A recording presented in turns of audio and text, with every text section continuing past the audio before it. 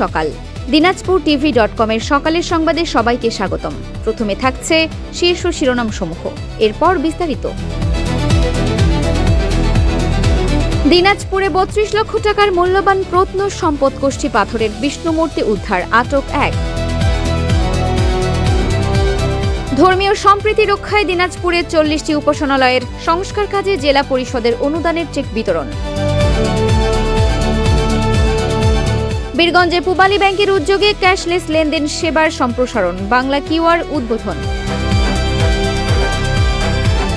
চিরির বন্দরে পুষ্টির চাহিদা পূরণে গৃহীত পদক্ষেপ মূল্যায়নে বহু অংশীজন নিয়ে অনুষ্ঠিত হল বিশেষ সভা। বীরগঞ্জে ইব্রাহিম মেমোরিয়াল শিক্ষা নিকেতনে এসএসসিতে শতভাগ পাশের সাফল্য, ৯১ জন পেল জিপিএ ৫। দিনাজপুর শহরের যাত্রাপাড়া এলাকায় বিজিবি, র্যাব, পুলিশ ও ম্যাজিস্ট্রেটের এক যৌথ অভিযানে ৩২,১৫,০০০ টাকা মূল্যমানের দুষ্প্রাপ্য একটি কোষ্ঠী পাথরের বিষ্ণুমূর্তি উদ্ধার করা হয়েছে। মঙ্গলবার গভীর রাতে দিনাজপুর ব্যাটালিয়ন বা ৪২ বিজিবির অধিনায়কের নেতৃত্বে এই বিশেষ অভিযান পরিচালিত হয়। অভিযানকালে পারভেজ মণ্ডল নামে এক ব্যক্তিকে আটক করে তার কাছ থেকে ৩২ কেজির বেশি ওজনের প্রত্নতাত্ত্বিক এই সম্পদটি জব্দ করা হয়। উদ্ধারকৃত মূর্তিটি অত্যন্ত মূল্যবান ঐতিহাসিক প্রত্নসম্পদ বলে নিশ্চিত করেছে প্রত্নতত্ত্ব অধিদপ্তর।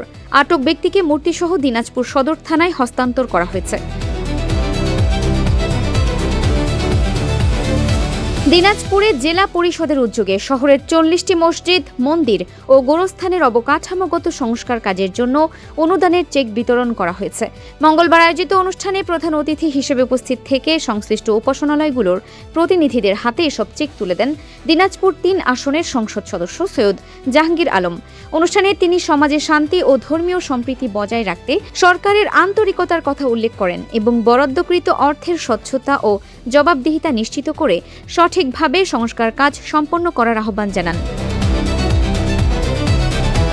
ক্যাশলেস লেনদেন ব্যবস্থাকে আরও গতিশীল ও নিরাপদ করতে দিনাজপুরের বীরগঞ্জে পূবালী ব্যাংকের উদ্যোগে ক্যাশলেস ব্যাংকিং ক্যাম্পেইন ও বাংলা কিউআর সেবার আনুষ্ঠানিক উদ্বোধন করা হয়েছে। মঙ্গলবার দুপুরে পৌর শহরের ঠাকুরগাঁও বাস স্ট্যান্ড এলাকায় বীরগঞ্জ শাখার আয়োজনে এই প্রযুক্তি ভিত্তিক পেমেন্ট সেবার উদ্বোধন করা হয়।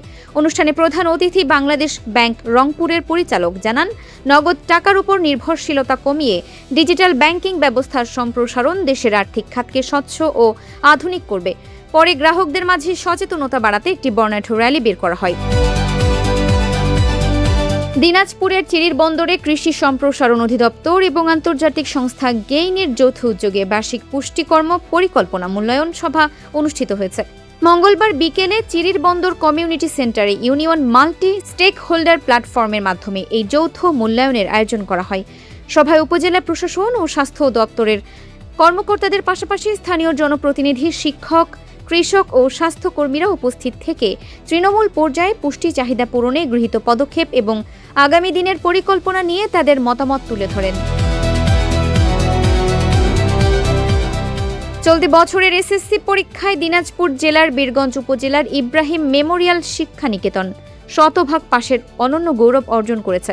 এবছর প্রতিষ্ঠানটি থেকে অংশ নেওয়া মোট ১৬৭ জন পরীক্ষার্থী সবাই পাশ করার পাশাপাশি ৯১ জন শিক্ষার্থী জিপিএ ৫ পেয়েছে। অভাবনীয় এই সাফল্যে শিক্ষক, শিক্ষার্থী ও অভিভাবকদের মাঝে আনন্দের জোয়ার বইছে। শিক্ষকদের নিরলস প্রচেষ্টা ও অভিভাবকদের সার্বিক সহযোগিতাতেই এমন অর্জন সম্ভব হয়েছে বলে জানিয়েছেন প্রতিষ্ঠানটির প্রধান শিক্ষক।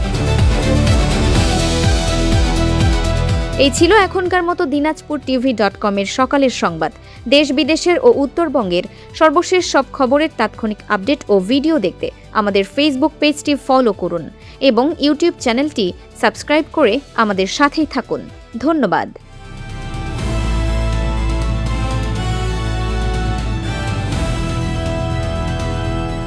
দিনাজপুর টিভি মানুষের জীবনের কথা বলে।